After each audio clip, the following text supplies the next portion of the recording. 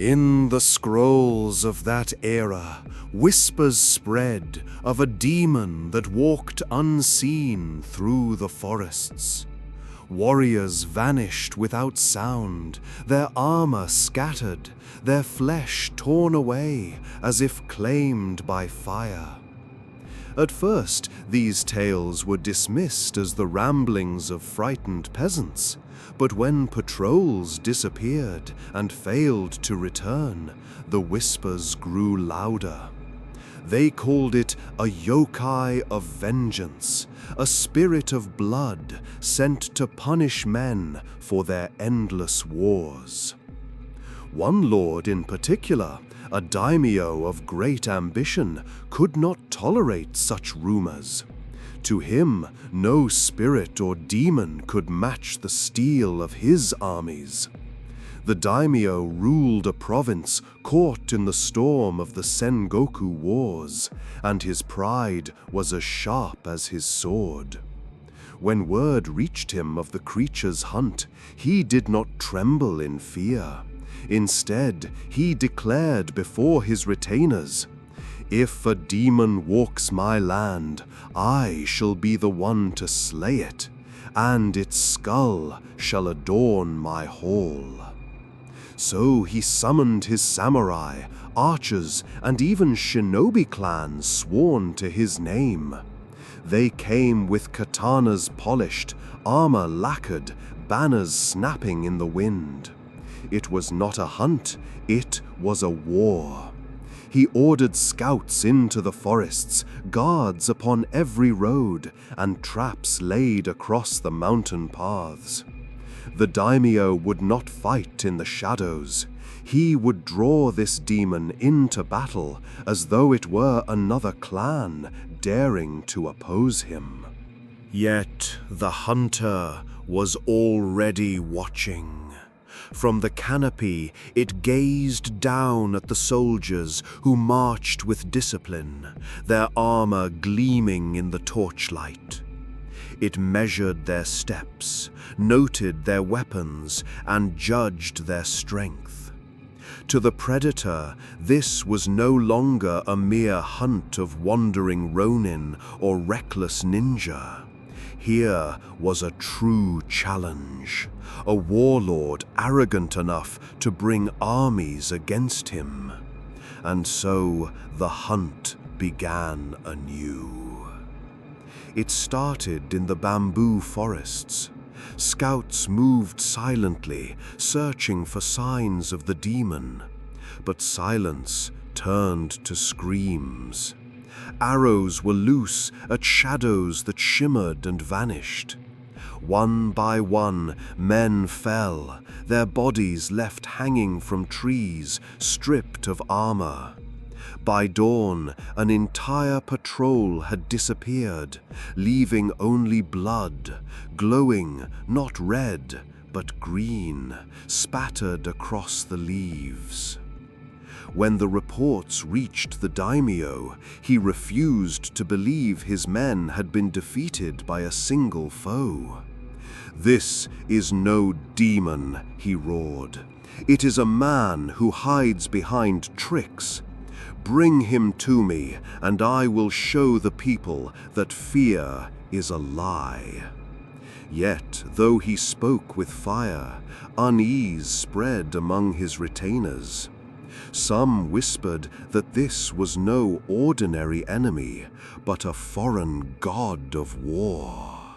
To prove his strength, the daimyo dispatched his shinobi under the cover of night. Masters of stealth, blades dipped in poison, they were shadows among shadows. They climbed rooftops, slithered across branches, and thought themselves unseen. But they were not the only hunters that night. From the darkness came flashes of red light, cries cut short, and the sudden sound of steel against alien claws. By dawn, not one shinobi returned. Only their weapons remained, gathered in a pile as if offered back in mockery.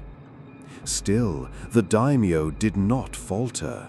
He commanded that an abandoned village be baited with supplies and gold, guarded in secret by his finest archers and gunners. He believed the demon's pride would draw it into the open. And indeed, the predator came. It walked among the empty huts, its vision scanning heat and motion. The trap was sprung. Arrows rained down, matchlock guns thundered, fire lit the night. For a moment, victory seemed near. But the smoke cleared, and the demon was gone. Then the slaughter began. From rooftops it leapt, striking with claws that tore through armor. Plasma fire burned through wooden walls, setting the village ablaze.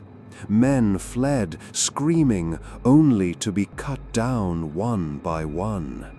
By sunrise, the village was nothing but ashes, its defenders butchered. The daimyo's trap had failed, and worse, it had revealed his desperation. Far from the daimyo's castle, a lone figure watched the smoke rise.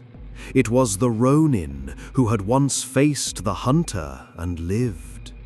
He knew this was no ordinary yokai, no spirit bound by shrines and prayers. This was a foe that thrived on pride and arrogance, and the daimyo's war would only feed its sport. Still, the ronin sharpened his blade. If the daimyo's armies fell, the land itself would burn. He could not remain a mere witness. The daimyo, furious at repeated humiliation, declared he would face the demon himself. He donned armor gilded in gold, mounted his horse, and rode with a retinue of loyal samurai into the forest. "If the heavens curse us with monsters," he shouted, "then I shall become their slayer." His men followed, though many prayed in silence, knowing that demons are not slain by pride alone. In the heart of the forest, the predator stood waiting. It had seen the daimyo's arrogance, his banners waving like a beacon. To this hunter, there could be no greater prize than the skull of a warlord. It uncloaked, revealing its monstrous form before the daimyo's army. Men gasped, some faltered. But the daimyo roared a challenge and charged. Steel clashed against alien blades. Arrows shattered against armor stronger than iron. Plasma fire turned samurai into ash before they could draw breath.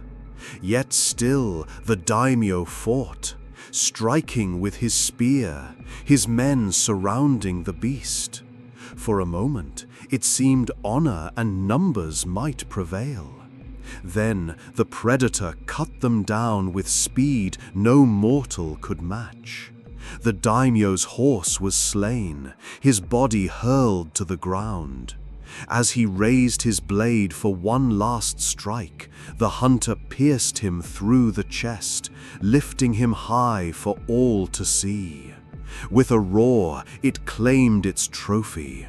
The daimyo's skull shone in the rising sun. The survivors fled, their cries carrying across the mountains. In the villages, fear became terror. Lords who once scoffed at the stories now barred their gates, praying the demon would not come for them. But the ronin knew prayers would not be enough. This was no wandering spirit. This was a hunter, and hunters return to the places that yield worthy prey. And so the ronin walked alone, his blade sharp, his eyes fixed on the sky. for in the silence of the night he had seen something the daimyo had not. Far above, beyond the clouds, lights moved like stars. The hunter that plagued Japan was not alone. Others watched from the heavens, waiting for their turn. The first war had ended, but the true hunt was only beginning.